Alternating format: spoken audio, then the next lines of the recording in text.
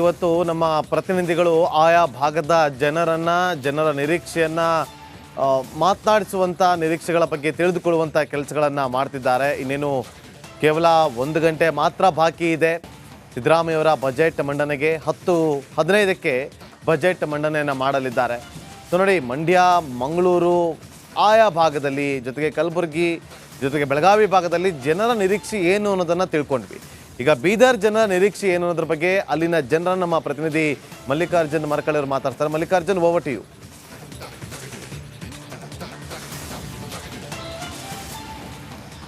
ಹೌದು ನಾಗೇಂದ್ರ, ಇಡೀ ರಾಜ್ಯದ ಜನರ ಚಿತ್ತ ಇವತ್ತ ನಿಜಕ್ಕೂ ರಾಜಧಾನಿ ಅಂದ್ರೆ ಬೆಂಗಳೂರು ಹತ್ತ ರಾಜ್ಯದ ಸರ್ಕಾರ ಅಂತ ಹೇಳ್ಬೋದು. ರಾಜ್ಯ ಸರ್ಕಾರದ ಬಜೆಟ್ ಹತ್ತ ಸಾಕಷ್ಟು ಜನ ಒಂದು ನಿರೀಕ್ಷೆ ಇಟ್ಕೊಂಡಿದ್ದಾರೆ ಅಂತ ಹೇಳ್ಬೋದು. ಈ ಸರ್ಕಾರ ಅಧಿಕಾರಕ್ಕೆ ಬಂದ ನಂತರ ಗ್ಯಾರಂಟಿ ಯೋಜನೆ ಇರ್ಬೋದು, ಸಾಕಷ್ಟು ಯೋಜನೆಗಳು ಜಾರಿಗೆ ಮಾಡಿದ್ದಾರೆ. ಅದರ ಜನರ ನಿರೀಕ್ಷೆ ನಿಜಕ್ಕೂ ಬೆಟ್ಟದಷ್ಟು ನಿರೀಕ್ಷೆಗಳು ಅಂತ ಹೇಳ್ಬೋದು. ನೋಡ್ಬೋದು, ಸಾಕಷ್ಟು ಇಲ್ಲಿ ಜನರಿದ್ದಾರೆ, ಎಲ್ಲ ವಲಯದ ಜನರಿದ್ದಾರೆ, ಹಿರಿಯರಿದ್ದಾರೆ, ವ್ಯಾಪಾರಿಗಳಿದ್ದಾರೆ, ಬಿಸ್ನೆಸ್ ಮ್ಯಾನ್ ಇದ್ದಾರೆ, ರೈತರಿದ್ದಾರೆ. ನೇರವಾಗಿ ಒಬ್ಬ ರೈತ ಮುಖಂಡರನ್ನ ಮಾತಾಡಿಸ್ತೀನಿ. ಸರ್, ಟೋಟಲ್ ರಾಜ್ಯ ಸರ್ಕಾರದ ಇವತ್ತು ಬಜೆಟ್ ಇದೆ, ಏನು ನಿರೀಕ್ಷೆ ಇದೆ ನಿಮ್ಮ ಬೀದರಿಂದ? ಮೊದಲನೇದಾಗಿ ಇವತ್ತಿನ ಬಜೆಟ್ ಮಂಡನೆ ಮಾಡುವ ಶ್ರೀ ಸಿದ್ದರಾಮಯ್ಯನವರಿಗೆ ನಾನು ಅಭಿನಂದಿಸ್ತೀನಿ. ಆದರೆ ನಮ್ಮ ಒಂದು ಸಂಕಷ್ಟ ಏನಿದೆ, ಕಾರಂಜ ಯೋಜನೆ, ಬೀದರ್ನ ಜೀವನಾಡಿಯಾಗಿರುವ ಕಾರಂಜ ಯೋಜನೆ 40 ವರ್ಷ ಮೊದಲು ಕಾರಂಜ ಡ್ಯಾಮ್ ತಯಾರಾಯಿತು. ಆಗ ಒಂದು ನಾಮ ಮಾತ್ರಕ್ಕೆ 6,000 ರೂಪಾಯಿ ಪ್ರತಿ ಎಕರೆಗೆ ಪರಿಹಾರ ಕೊಟ್ಟರು. ಅದು ವೈಜ್ಞಾನಿಕ ಪರಿಹಾರ ಅಲ್ಲ.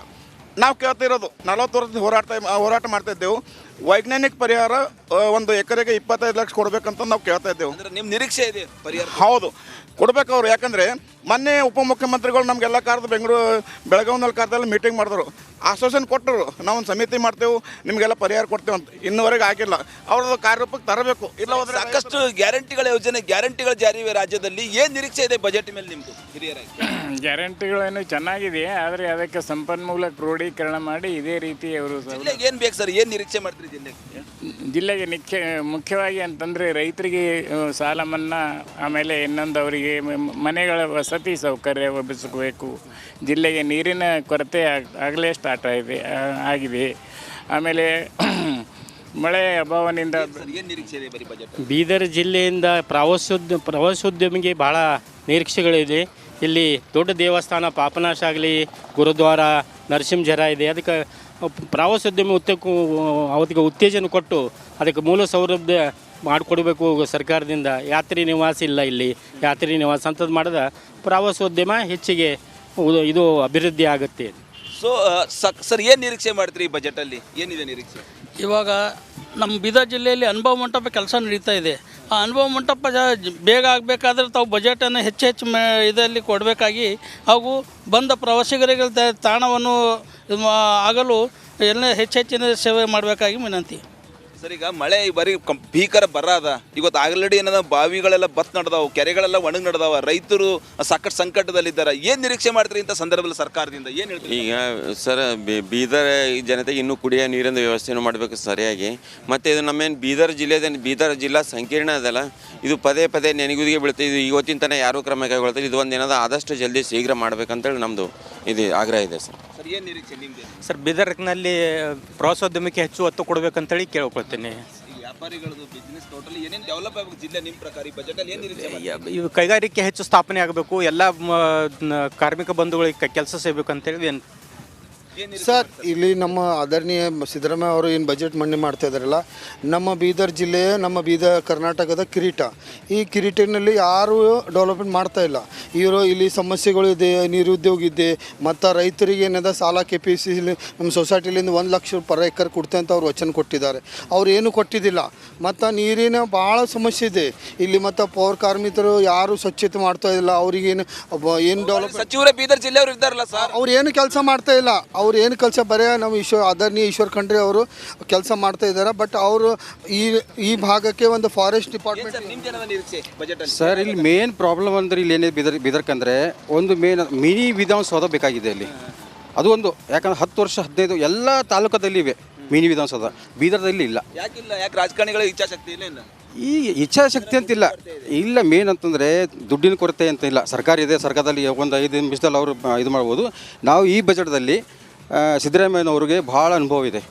ಅವರು ಯಾವ ಭಾಗದ ಜನರ ನಿರೀಕ್ಷೆ ಏನು ಅನ್ನೋದ್ರ ಬಗ್ಗೆ ಅಲ್ಲಿನ ಜನರನ್ನು ನಮ್ಮ ಪ್ರತಿನಿಧಿಗಳು ಮಾತಾಡಿಸುವಂಥ ಕೆಲಸವನ್ನು ಮಾಡಿದ್ರು. ನಮ್ಮ ಎಲ್ಲ ಪ್ರತಿನಿಧಿಗಳು ಕೂಡ ಥ್ಯಾಂಕ್ ಯು ಸೋ ಮಚ್.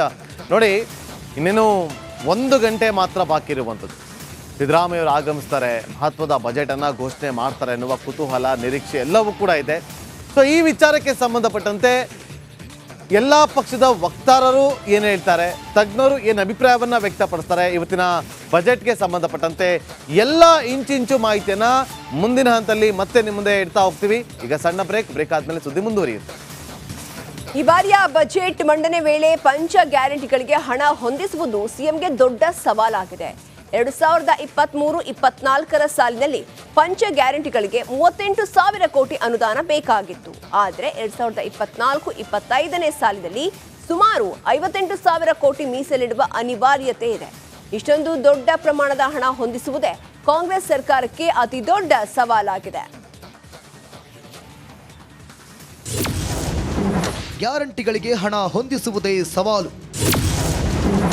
ಆರ್ಥಿಕ ಸಮತೋಲನಕ್ಕೆ ಏನ್ ಮಾಡ್ತಾರೆ ಸಿದ್ದು? ಒಂದೆಡೆ ಸೀಮಿತ ಆದಾಯದ ಮೂಲ, ಇನ್ನೊಂದೆಡೆ ತೆರಿಗೆ ಸಂಗ್ರಹ ಗುರಿ ಮುಟ್ಟದೇ ಇರುವುದು ದೊಡ್ಡ ಸಂಕಷ್ಟ ತಂದೊಡ್ಡಿದೆ. ಹೀಗಾಗಿ ಸಿಎಂ ಸಿದ್ದರಾಮಯ್ಯ ಈ ಬಾರಿ ಪಂಚ ಗ್ಯಾರಂಟಿಗಾಗಿ ಬೇಕಾಗಿರುವ ವಾರ್ಷಿಕ 58,000 ಕೋಟಿ ರೂಪಾಯಿ ಹಣ ಹೊಂದಿಸಲು ನಾನಾ ಲೆಕ್ಕಾಚಾರಗಳನ್ನು ಹಾಕಬೇಕಾಗಿದೆ. ಸ್ವಂತ ತೆರಿಗೆ ಮೂಲಕ ಹೆಚ್ಚಿನ ಆದಾಯದ ನಿರೀಕ್ಷೆಯೊಂದಿಗೆ ಬಜೆಟ್ ತಯಾರಿ ನಡೆಸಿದ್ದಾರೆ. ಪಂಚ ಗ್ಯಾರಂಟಿಗೆ ಹಣ ಹೊಂದಿಸಲು ಹೆಚ್ಚಿನ ಸಾಲದ ಮೊರೆ ಹೋಗುವ ಅನಿವಾರ್ಯತೆಯೂ ಇದೆ. ಬರ ನಿರ್ವಹಣೆಗೂ ಅನುದಾನ ಇಡುವ ಅನಿವಾರ್ಯತೆಯೂ ಇದೆ. ರಾಜ್ಯದ 223 ತಾಲೂಕುಗಳು ಬರಕ್ಕೆ ತುತ್ತಾಗಿದ್ದು ಅಂದಾಜು ಸುಮಾರು 35,162 ಕೋಟಿ ಮೌಲ್ಯದ ಬೆಳೆ ನಷ್ಟವಾಗಿದೆ. ರಾಜ್ಯ ಸರ್ಕಾರ ಕೇಂದ್ರ ಸರ್ಕಾರದಿಂದ ಎನ್ಡಿಆರ್ಎಫ್ ನಡಿ 18,170.44 ಕೋಟಿ ಬರ ಪರಿಹಾರಕ್ಕೆ ಬೇಡಿಕೆ ಇಟ್ಟಿದೆ. ಆದರೆ ಕೇಂದ್ರ ಸರ್ಕಾರ ಈವರೆಗೆ ಬರ ಪರಿಹಾರ ಬಿಡುಗಡೆ ಮಾಡಿಲ್ಲ. ರಾಜ್ಯ ಸರ್ಕಾರವೇ ಮುಂದಿನ ಮುಂಗಾರಿನ ತನಕ ಬರ ನಿರ್ವಹಣೆಗೆ ಹೆಚ್ಚಿನ ಹಣ ಮೀಸಲಿಡಬೇಕು. ಸೀಮಿತ ಅನುದಾನದ ಹಿನ್ನೆಲೆ ಸಿಎಂ ಬರ ನಿರ್ವಹಣೆಗೂ ಹಣ ಮೀಸಲಿಡಬೇಕಾಗಿದೆ.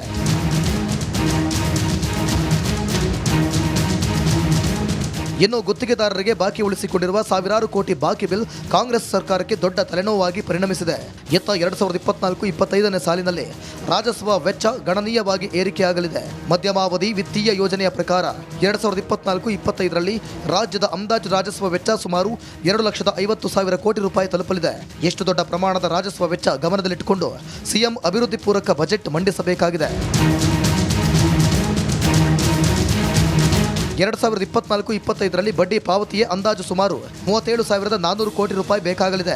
ಇನ್ನು ಸರ್ಕಾರಿ ನೌಕರರ ವೇತನಕ್ಕಾಗಿ ಸುಮಾರು 80,000 ಕೋಟಿ ರೂಪಾಯಿಗೂ ಅಧಿಕ ಹಣ ಬೇಕಾಗಿದೆ. ಪಿಂಚಣಿ ವೆಚ್ಚ ಸುಮಾರು 30,000 ಕೋಟಿ ರೂಪಾಯಿ ದಾಟಲಿದೆ ಎಂದು ಅಂದಾಜಿಸಲಾಗಿದೆ. ಇನ್ನು ಸಹಾಯಧನಕ್ಕಾಗಿ ಅಂದಾಜು ಸುಮಾರು 32,406 ಕೋಟಿ ರೂಪಾಯಿ ವೆಚ್ಚವಾಗಲಿದೆ. ಎಷ್ಟು ದೊಡ್ಡ ಪ್ರಮಾಣದ ರಾಜಸ್ವ ವೆಚ್ಚಕ್ಕೆ ಹಣ ಮೀಸಲಿಟ್ಟು ಅಭಿವೃದ್ಧಿ ಕೆಲಸಗಳಿಗೆ ಯಥೇಚ್ಛವಾಗಿ ಅನುದಾನ ನೀಡುವುದು ಸಿಎಂ ಸಿದ್ದರಾಮಯ್ಯರಿಗೆ ತಲೆನೋವಾಗಿ ಪರಿಣಮಿಸಿದೆ. ಈ ಕಣಕ್ಕೆ ಇಳಿದಿದ್ದಾರೆ. ಕುಪೇಂದ್ರ ರೆಡ್ಡಿ ನಾಮಪತ್ರ ಸಲ್ಲಿಕೆ ಪ್ರತಿಕ್ರಿಯೆ ನೀಡಿದ ಆರ್ ಅಶೋಕ್ ಕಣಕ್ಕಿಳಿದಿರುವ ಕುಪೇಂದ್ರ ರೆಡ್ಡಿಗೆ ನನ್ನ ಬೆಂಬಲ ಸಂಪೂರ್ಣವಿದೆ ಎಂದಿದ್ದಾರೆ.